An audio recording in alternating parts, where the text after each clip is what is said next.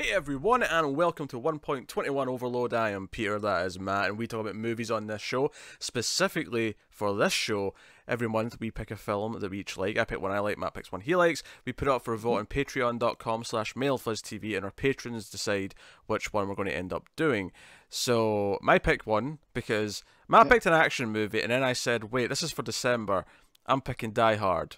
And it was a bit of a low blow, because obviously Die Hard was going to win. Who? You point me to somebody that doesn't like Die Hard, I'll point to a liar. And I will put up my wife. She says she doesn't like Die Hard, but she likes Hans Gruber. Because come on. Filthy lies. All filthy lies. Yeah. So yeah, we'll talk about Die Hard. Normally this is the part where I say we'll start spoiler free and we'll give you warning in the middle.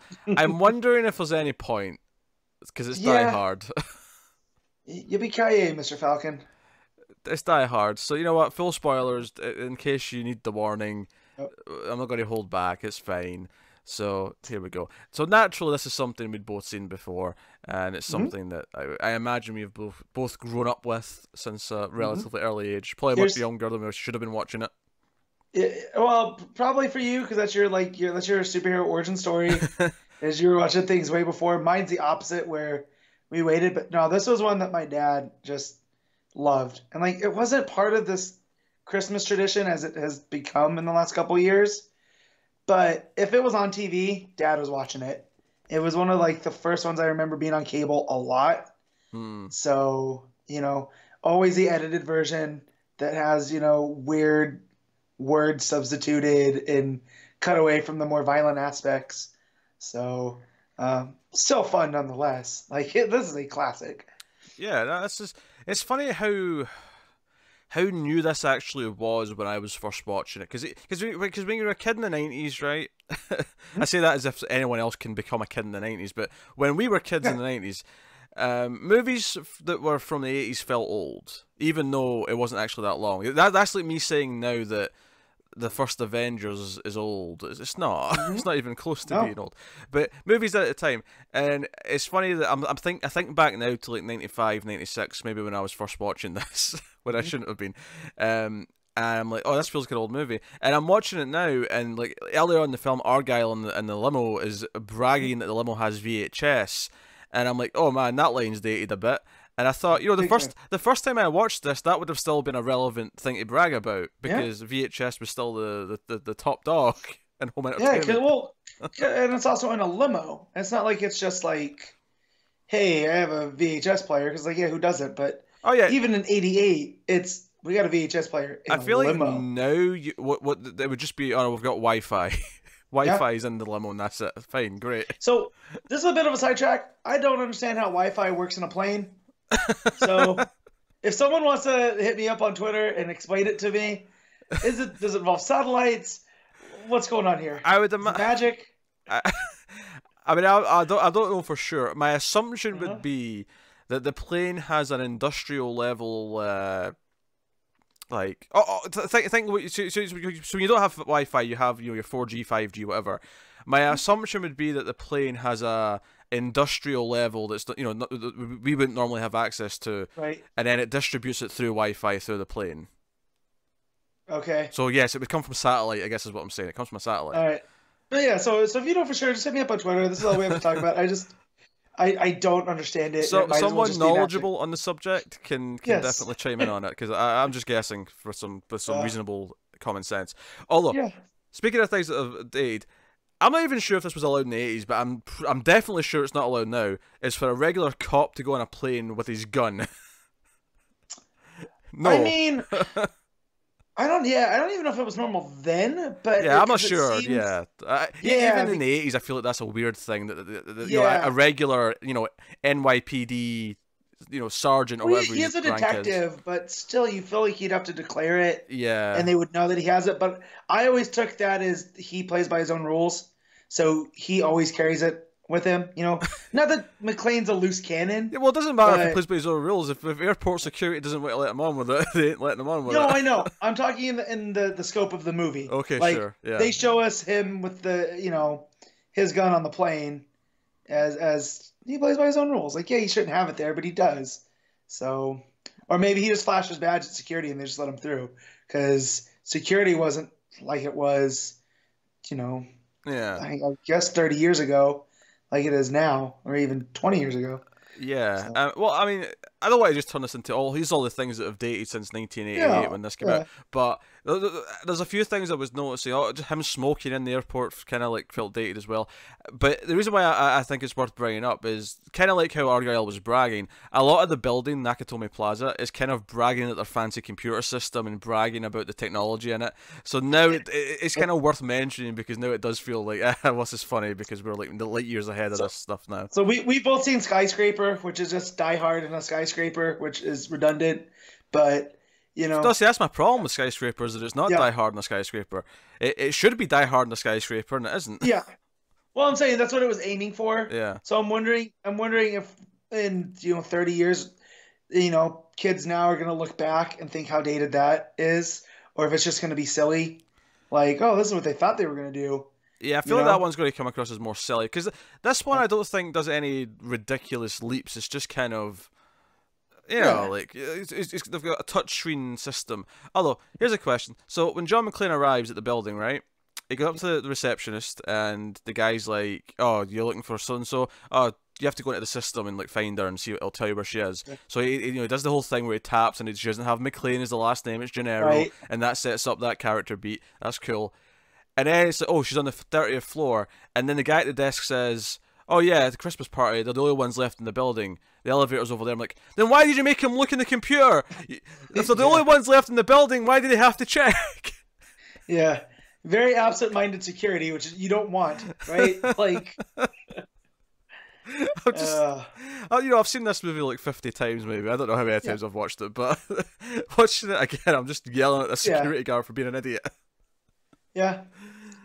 So well, that's why security. We need that. But yeah. Trying to think of some of the other things that come off like that, and none of them are. Yeah, there's not a whole lot. I mean, obviously the big thing is that the existence of cell phones kind of ruined the plot. At least the first half of the plot, because a lot of the first half of the movie is John McClane trying to contact the outside world, and because they've cut the phone lines, he's trying through the fire alarm, he's trying through the radios, which is how he eventually gets them. But it's so that would be one of those obstacles that's kind of removed if you do this movie now.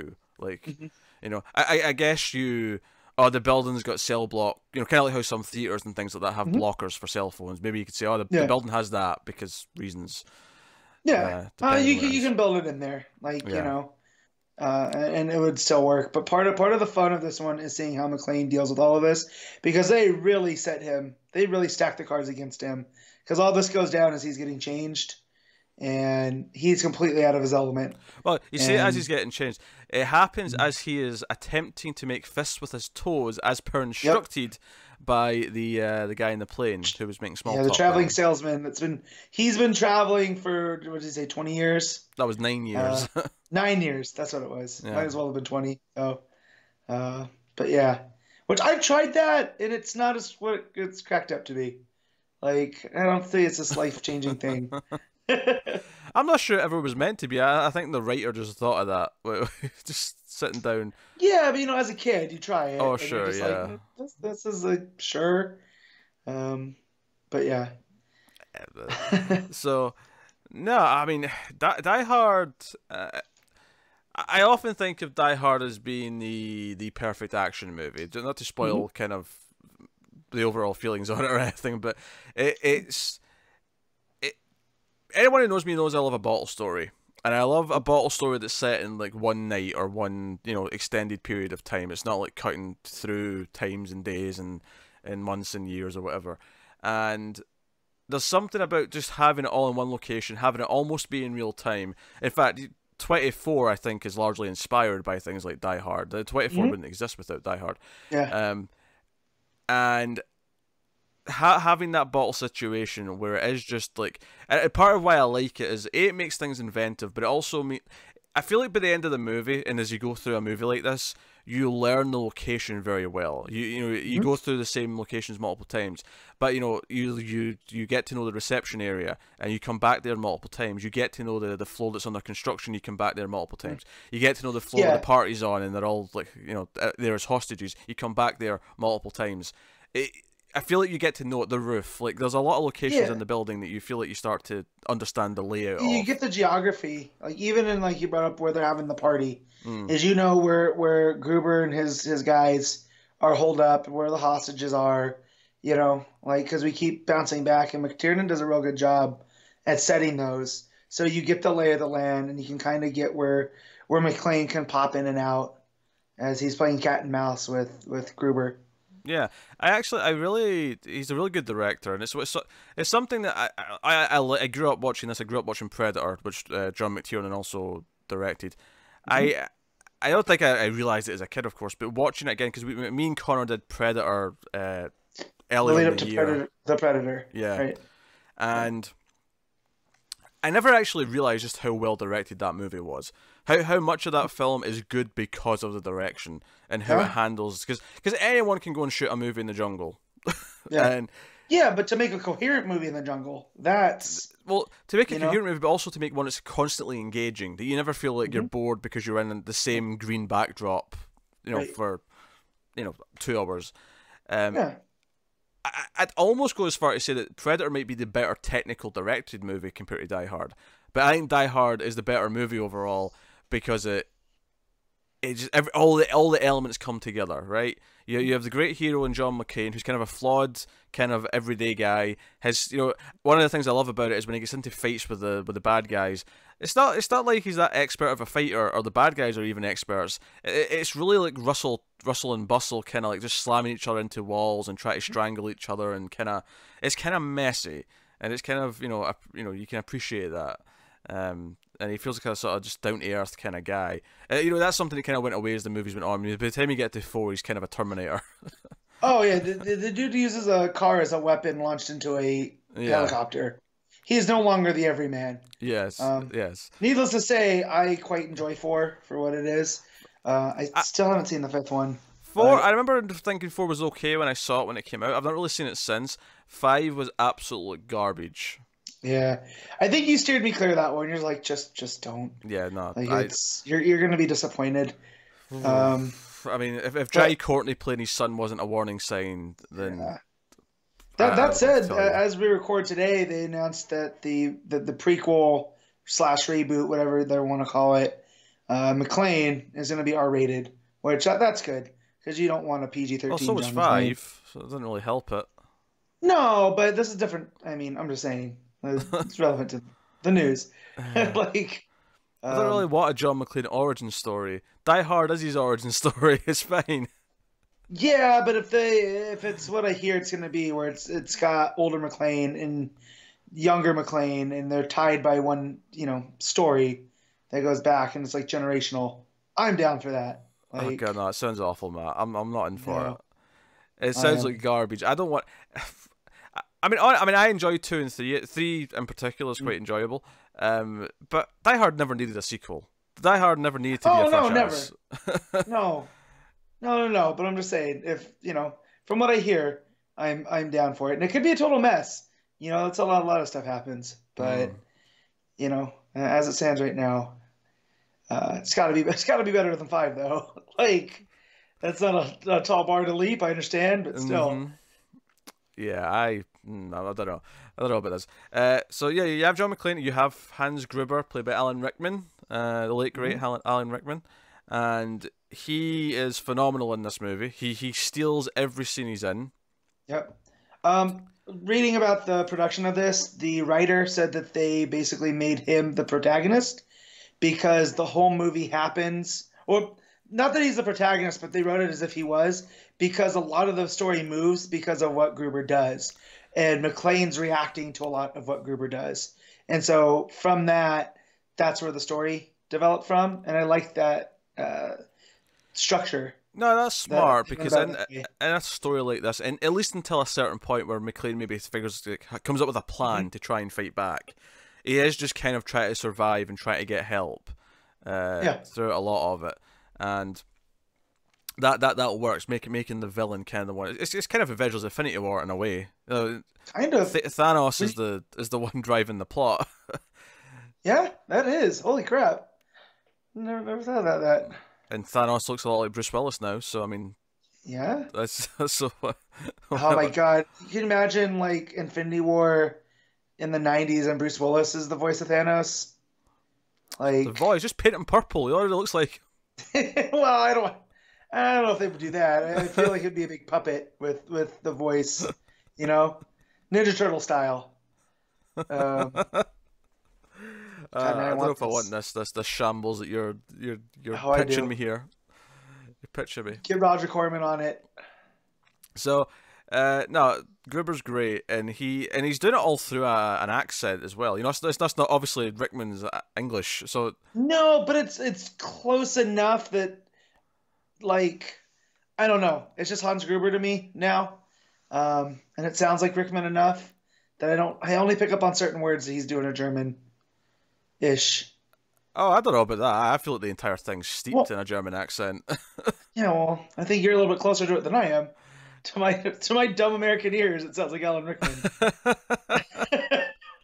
Like it's Snake. Nah, like, it's a very impressive accent. He's very consistent with it throughout. In fact, amusingly, the only time it falters is it's not his German accent that falters. It's when he's doing the fake American accent, and this is insane to me. But he actually lets his German accent slip through the American one. He does a very good. He does a great impression of a German doing a fake American accent and his German accent slipping through, even though that accent's not his real accent. That's very impressive. yeah, that dude. That's one of my favorite scenes in the entire movie is when he comes across him. And apparently that wasn't in the original script. That came from McTiernan. That McTiernan wanted to have them meet through this subterfuge.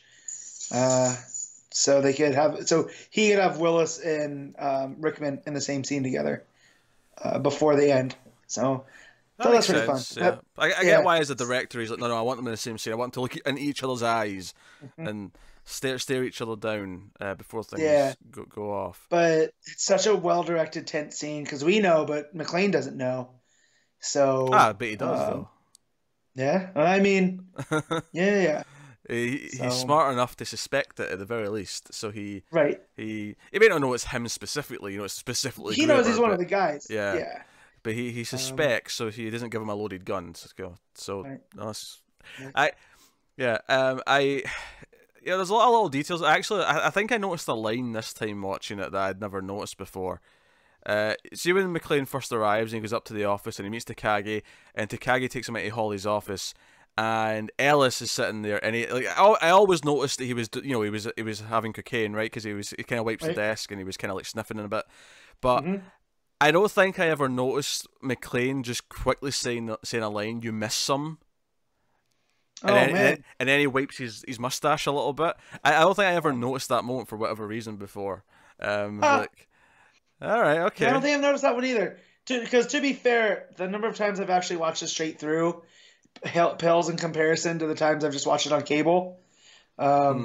So it gets all chopped up, but I'm gonna have to pay attention because I don't think I've ever caught that one either. Yeah, it's when he comes in and he comes up and Takagi's kind of introducing him. He says like, "Oh, this is Holly's husband, a policeman from New York," and John just kind of smirks and goes, "Oh, you miss some," and he just kind of wipes his face. And I was like, "Oh, okay."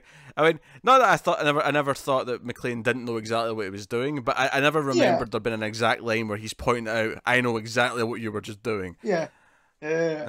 So God, Alice is so terrible. Ellis is terrible. Right. Someone blew my mind earlier this year. The actor playing Ellis is also the dumb, like, honky guy in Supergirl, the movie that they're fighting over. Okay. Yeah. It's been forever since I've seen the Helen Slater Supergirl. Yeah, so. Well, this blew my mind because someone pointed out that they spend Supergirl fighting over Ellis from Die Hard, and I went, wait a minute, that's the same actor this whole time? Holy shit. It just weirded me out because he's Ellis. He's such a loser. Yeah, he is. He's such a yuppie. He's such an 80s yuppie. Yeah. He's got the bad looking beard, the bad suit, like, and he Mhm. thinks he's the best, and it's every 80s stereotype that I hate in one It's person. see when he comes to negotiate with Gruber because he wants to like pretend that Hmm. he's John's friend. But you Right, know what? I'm going to give him a little bit of credit. He neglects to mention because he could have said that Holly was right. his wife. He could have actually told him that, and he chose not to. He chose to keep that secret. So there was at least Right. a hint and just a little pinch of honor in you know Yeah, in there. But every line he says when he comes to like pitch this, oh, I'll give him to you. He keeps like throwing words like capiche at the end of the sentence, right. or smirking and be like, hey, you feeling me, and things like that. Well, and it's I negotiate $1 million deals on the daily. I can handle some terrorists. It's like, no, you can't. Like, not the Also, same thing. I know to your coke-addled brain, it probably is the same, but yeah, I love uh, how Gruber when he comes in like tries to make them think it's a terrorist thing because he mhm. reads this kind of not manifesto but like a little speech, and then all it is, as Holly points out, you're nothing but common thieves, and of course he says, no, I am an exceptional thief. Thief. Nothing common. Yeah.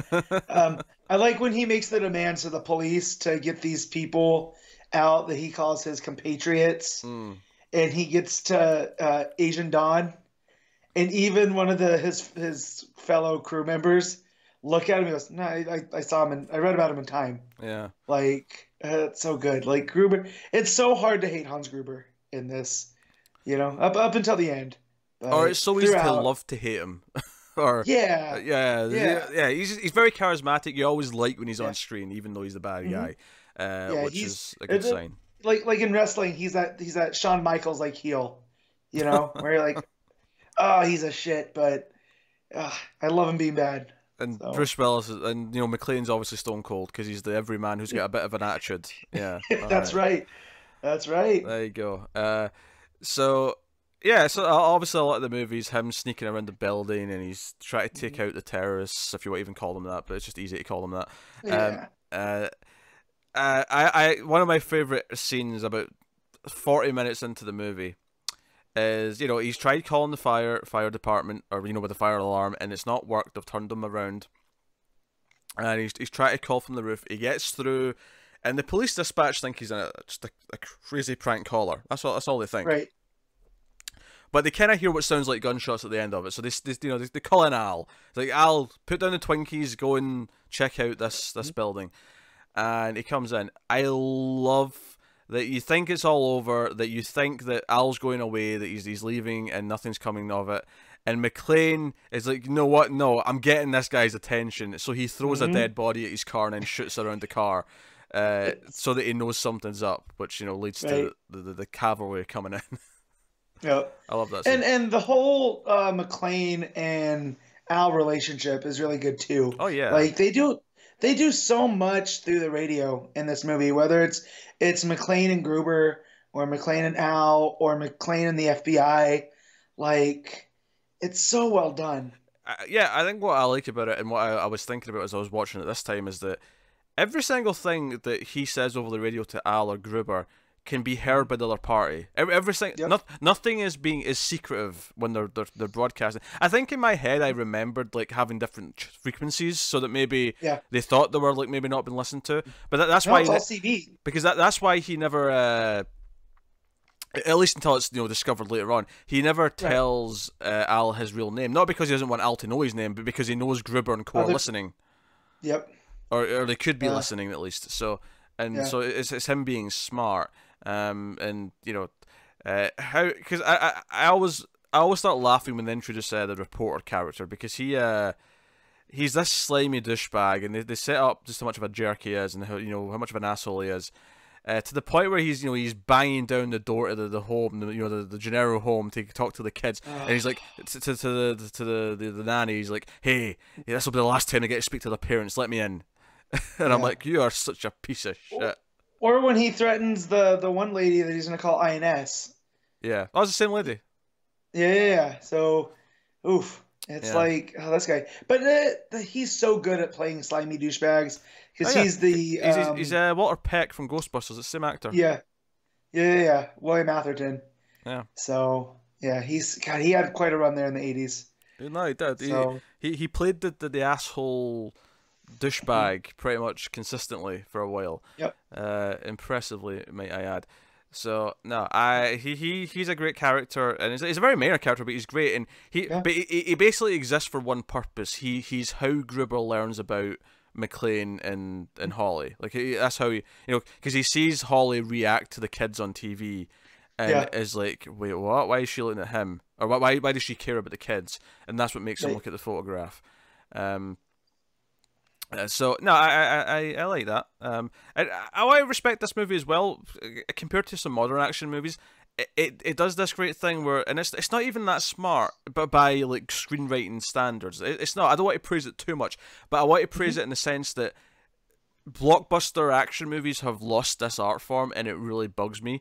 Is how it sets up just simple character arcs at the start of the movie. I mentioned earlier on how the touchscreen, that's how so he gets annoyed that she's not using his name, but it never actually tells you that. It just lets it. You figure it out yourself. You get it through context, and you get the relationship up in the office with them, and you get the chemistry between them. You get Argyle figuring it out. Everything feels like it just neatly gives you enough so that you can figure out what the concept is of what their marriage is going through right now.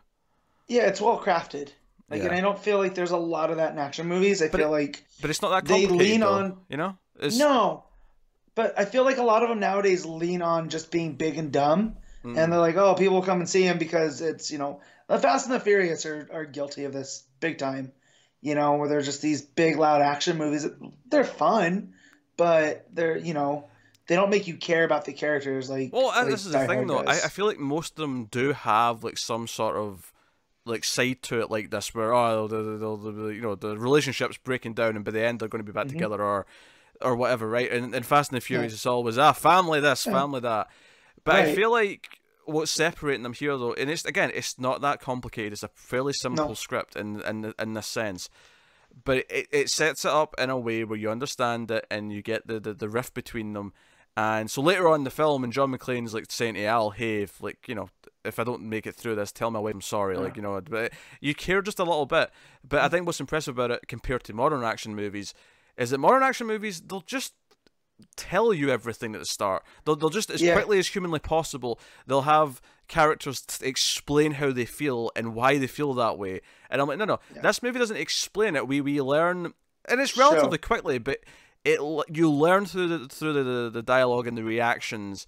Like, okay, so she moved out here for work, and he didn't want to leave because of that. And Argyle kind of cracks a joke. This is why it really was, and then but you get it kind of through what's going on. Modern action movies, though, they'll set it up in the opening scene. They'll just quickly tell you, very blatantly, what the relationship is, and that'll be it. Well, it's show don't tell. It's.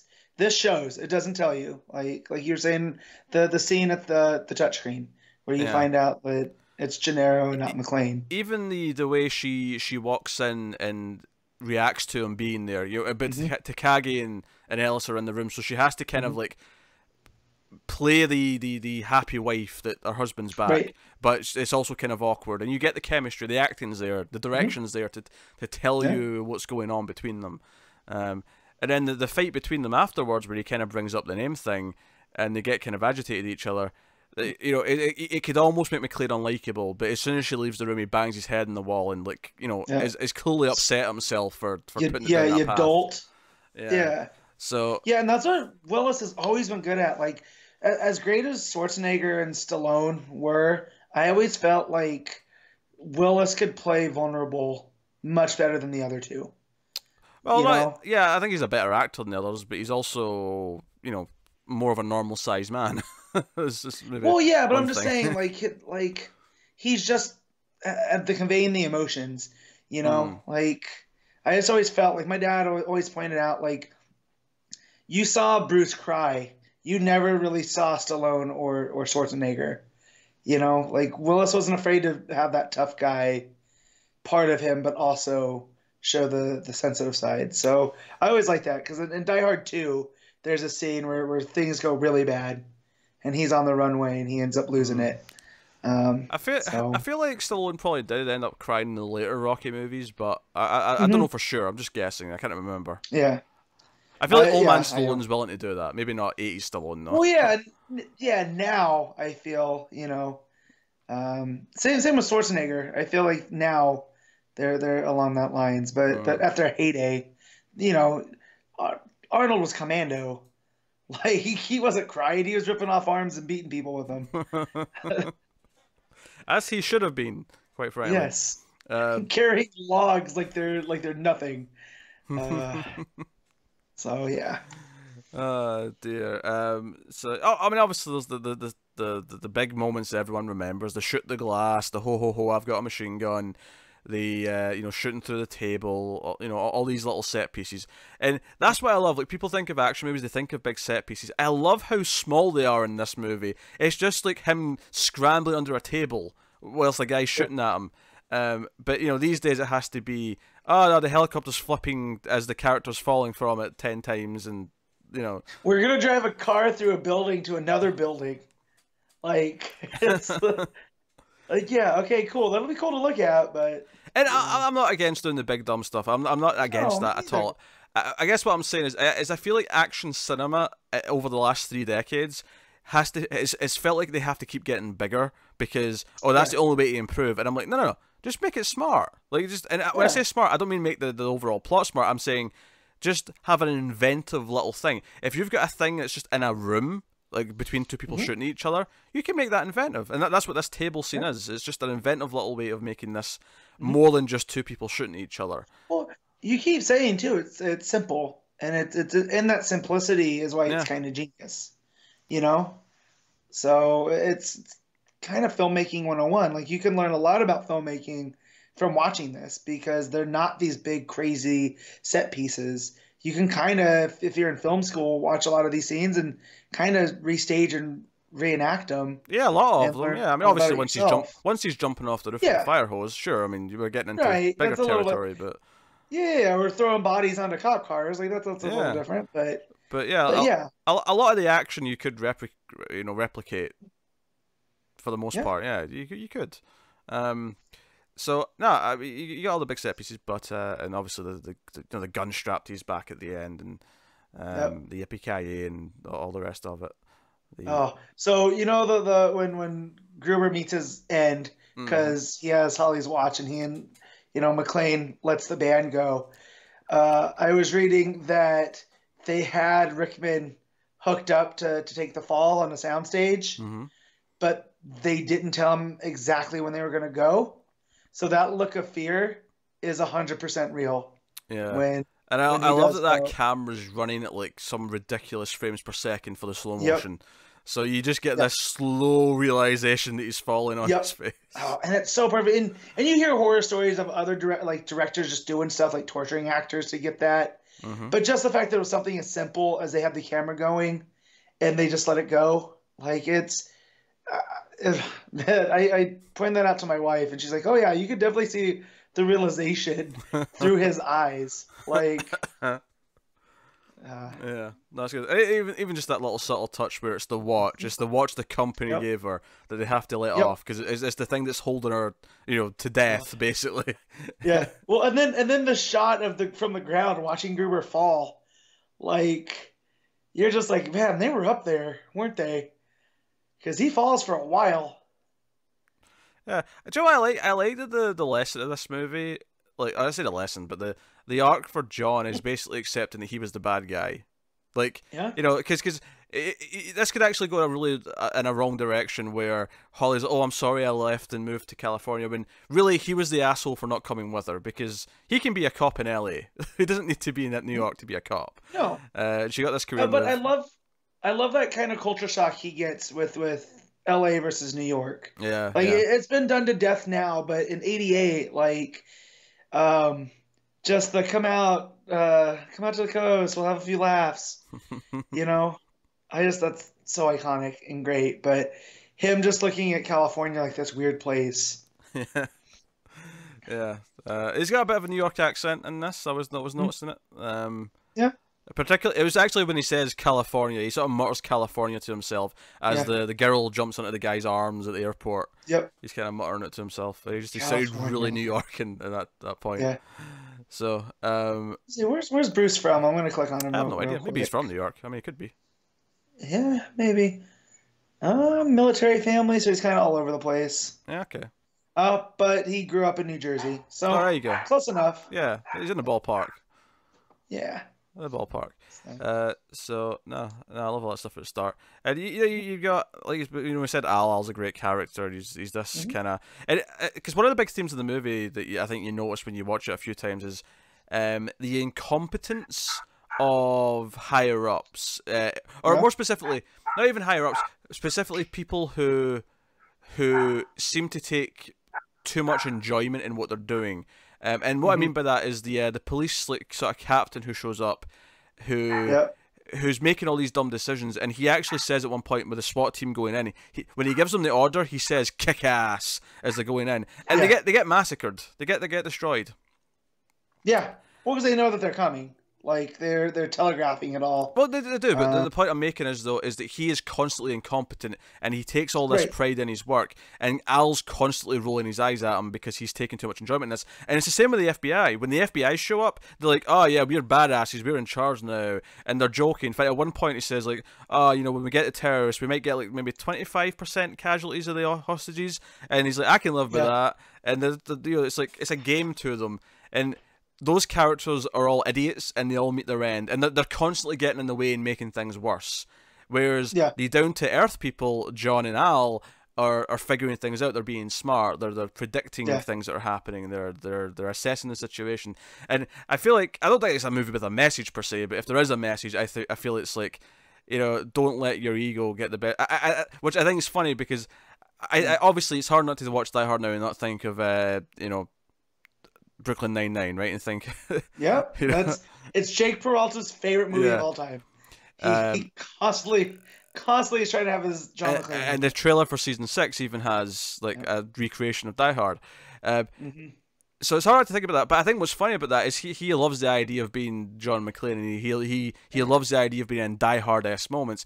But I think the message of this movie is that the people who love this stuff and take enjoyment out in it are the idiots who don't get things done properly, who make mistakes. And John McClane is the one who doesn't enjoy it, and because he doesn't enjoy it, he's thinking about things clearly. He's succeeding, he's surviving, he's outwitting the villains. Well, you just described Jake Peralta to a T in that too. So I feel like Sure, he's more of a likable idiot though than an asshole idiot. Yeah. I mean, he doesn't do things out of spite like the cops and Die Hard do. The LA cops will say. But yeah, and then when the FBI shows up, it goes even more sideways because you got those guys thinking that they got all of this. Agent Johnson and Johnson, no relation. Yeah, Big and Little Johnson is listed on Wiki. So, yeah. So no, but I think I was just something I was noticing is that all the authority figures in this who seem to think they're awesome, are everything but basically. So yep. Well, and it's Al who is kind of a mess up because he by mistake he mistakenly shoots a kid with a toy gun, and he's on desk duty. So he's kind of the seen by the other cops as a mess up, but he ends up being instrumental in getting this done. If you want to read into that, you could argue that part of the reason why he is a much better cop is because he's had to live with a mistake. So he understands the weight of his decisions. He understands the weight of what he's doing. Arguably, McClane, we don't know if he's necessarily had a mistake on the job like that, but he's made a mistake with his wife. So he's a character who is living with a mistake and maybe understands the weight of what he's doing. There's a cameo happening right now. Back half of the screen. Yeah, hey, Ashley. Go away. Hi, I'm glad you're home. Bye-bye.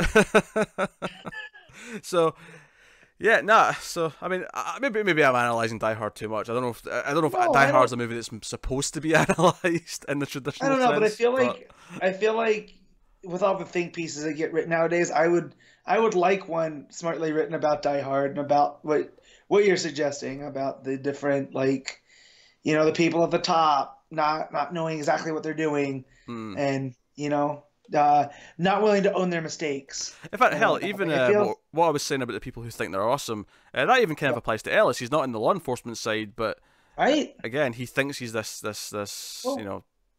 even badass exec. Gruber. Yeah. Gruber thinks he has everything figured out, but McClane, is the what's that? He gets in the gears. He mucks it up. There's a saying.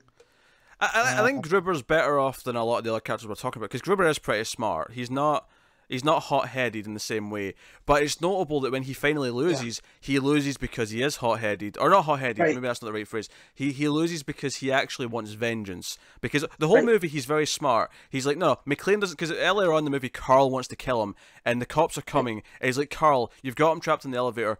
Just don't engage, because the noise will be loud. Just, we've got him trapped. He's not a threat anymore. It doesn't matter. But at the end of the movie, when he shows up, and he's got Holly at gunpoint, and the other guy's there, the other guy is going to shoot him, and he's like, no, he's mine. Like that is the moment where Hans Gruber loses. It's the moment where he says, no, don't shoot him. He's mine. His own anger got in the way of his victory here, and that's why he loses. So So I like that. I like that about him. Is that he's actually really smart until John McClane gets under his skin, and that's when he loses. It's a unifying factor in the antagonist. Well, it's actually one of the one of my favorite little lines of the movie is when it's after the whole shoot the glass thing. They've been hunting John down upstairs. They come back to the hostage area, and Carl, the long-haired guy, like starts smashing the drink trolley, and Holly just smiles and says, "He's alive." And the woman's like, "Wait, how do you know?" He's like, "Because only one person can get under his skin that much." There's only that's such a good one too. So now I need to get caught up on Brooklyn Nine-Nine, because I can see so many parallels between that cast in this movie. Did you watch last season? About halfway. Oh, did you get to episode 99? I don't think so. Okay, I'll just say they visit Nakatomi Plaza. Yes. Okay, I saw that one. You saw that one. Okay, that's what I was trying to bring up. Yes. Yeah. Which I saw. Which, funny enough, if you didn't know this, it's actually the Fox building, which they were in the process of building at the time. So they let them use it. Well, it was a Fox movie, but also it wasn't in use yet. So it was like, hey, go use it.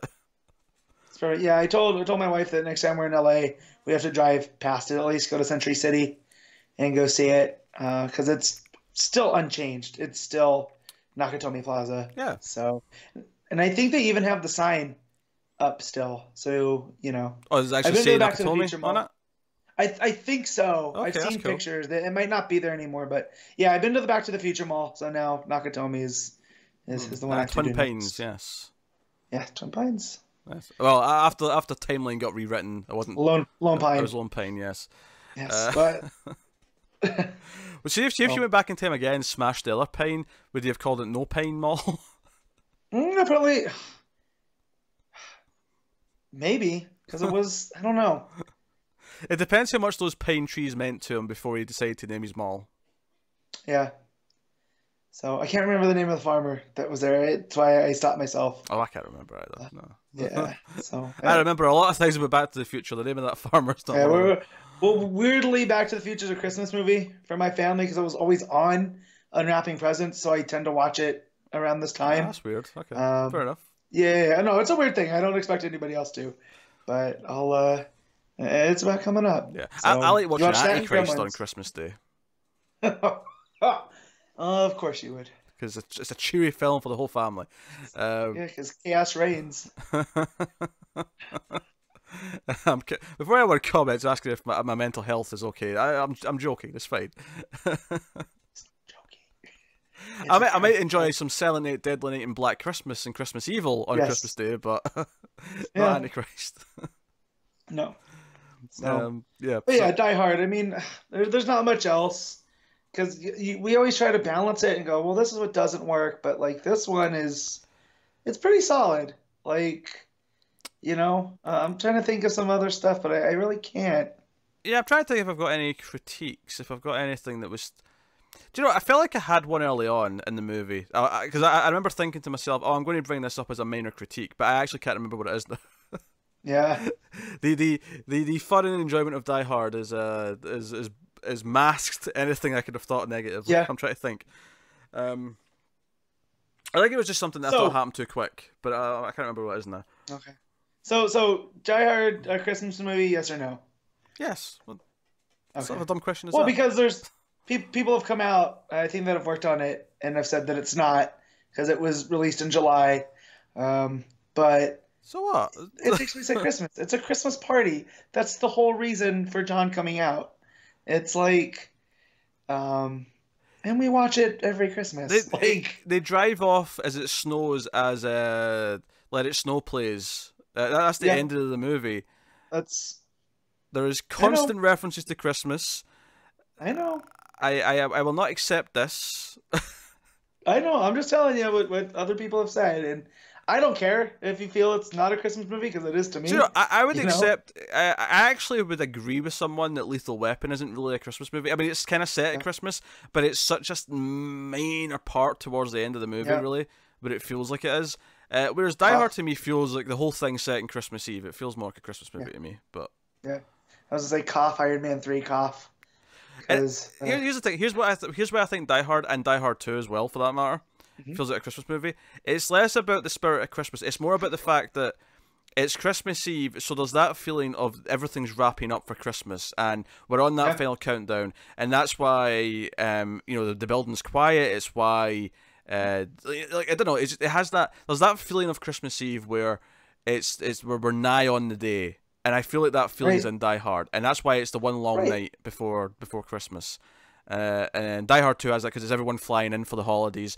There's that build up to Christmas that I think is there in the movie, even though it's not about the build up to Christmas, but it feels like that night. So it's a Christmas movie. Shut up, you're a bunch of idiots. Thank you. Yeah, I mean, I get filled with the spirit of Christmas watching John McClane ice some terrorists, or thieves, whatever we want to call them. But yeah. Yeah, this is one of these ones that sometimes talking about the classics is almost harder to do because it's like I've been watching this since I was a kid.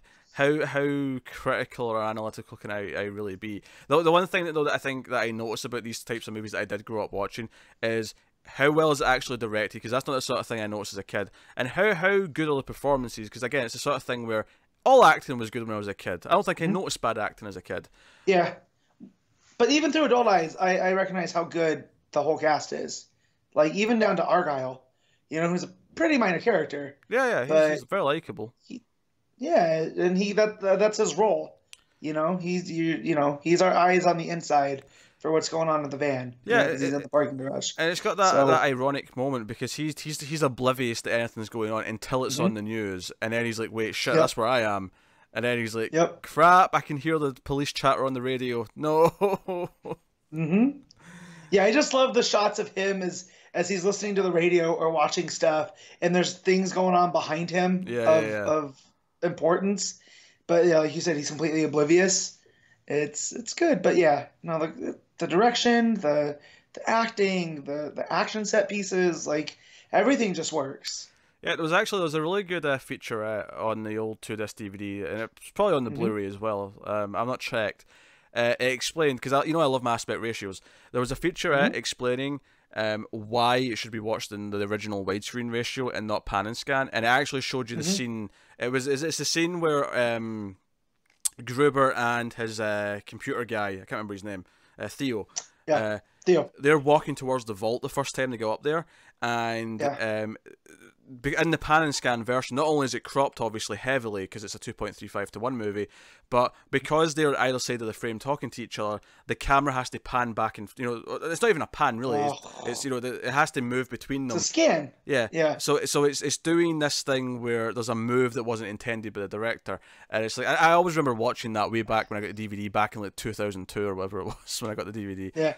The movie that turned me off of pan and scan was Ghostbusters, because I'd always watched it and I knew how certain things were staged, and there was a scene, I can't remember which scene it was, but it does that weird scan so it gets all of the Ghostbusters in one scene where normally they would have just been there on the widescreen, and I was like, oh no, this is terrible. So I made my dad take the DVD back. Ghostbusters, and I was like, no, give me the widescreen, please. Ghostbusters is a great movie to show why you have to have the right ratio, because when the four of them stand in a line, you can't see all four of them on the pan and scan. Right. You have to have the original ratio to see them. So I'm gonna have to check, because I watched this on DVD, because I don't have this on Blu-ray, weirdly, but I have the old. Wonder if it's on the DVD I have, which is part of the 3-pack with 1, 2, and 3. It may or may not be. I don't know. It was on a second disc of the I'm gonna have to DVD. look for this. I know that much. Yeah. But So, worth having a look. Also, God, I love watching those old. I love watching those old DVDs just for the old menus. Oh yeah. Because how far we've come with Blu-ray, and just how like quaint they feel now. Yeah, So... there's a real sort of nostalgia to them almost. I just want to say I associate Ode to Joy with Die Hard because of when they open the vault and Ode to Joy plays, and so I can't hear that and not think of Hans Gruber basically having an orgasm because he's seeing all these barabons. Well, speaking of the fifth one, they use that in the trailer a lot. So yeah, even to the studio, Ode to Joy is Die Hard. That's true. No, that's true. I can't fault that. But no, you're absolutely right there too. Because I hear it run this time every year, and I was like, oh, this is the vault. So yeah, no. So we talked about Die Hard. We brought up some character and themes and things and potential analysis that one may have. Although by all means, everyone's seen Die Hard. I'm sure you have your own thoughts. So please do tell us in the comments. We should rate the movie, I suppose. I mean, it feels pointless, but we should. What are you giving Die Hard? You go first. Oh, okay, fine. It's a 10. It's a 10. Okay. It is the perfect action movie. I have nothing to take away from it. Yeah. Okay. As long as I didn't want to be like me, I grade things easier than Pete does. So I don't want to be like 10 right out the gate. If I give it 10.5, I would. But it's a classic. It's one of those that, again, any excuse, like Pete told me we're watching Die Hard, because a little peek behind the curtain, I usually don't know what his pick is until he tells me what we're watching. So when he said we're watching Die Hard, it's like, oh, cool. I'm already gonna watch it anyways. So it's Die Hard. It's December and it's Die Hard. It's happening. So yeah. So let us know what you think of Die Hard and your own thoughts on the movie in the comments. Like and subscribe, all that stuff. It does help us out a lot. It helps YouTube pimping out the video. It needs the likes and the comments to do it. Also, you can support us by going to patreon.com/mailedfuzztv, and you can support us over there for as little as $1 per month. Of course, you get to vote on this at the $5 tier, and the voting for next month is going to be a yearly thing where every December for January's votes will be a collection of movies that lost earlier in the year, and that's across all the voting. So we've both picked one for this vote that lost earlier in the year from before. So I picked The Barbs, Matt picked LA Confidential, so you can go and vote on that if you haven't already. But that is us, so thank you very much. I should have made a Christmas version of the overlay for this one, actually, since we're doing a Christmas movie. You should have. That's okay, though. Yeah. Because the red works. The red... it actually works better because I'm looking at the poster right now, and it's black and red. So sure. Yeah. Because I've got one for Screams, because we always do Christmas movies and Screams every year. Right. But that is us. So thank you once again for watching or listening. We always appreciate it. Get us on Twitter at mailed_fuzz for channel updates. But otherwise, that is us. So thank you once again. We'll see you next time. Keep watching the movies, guys. Goodbye.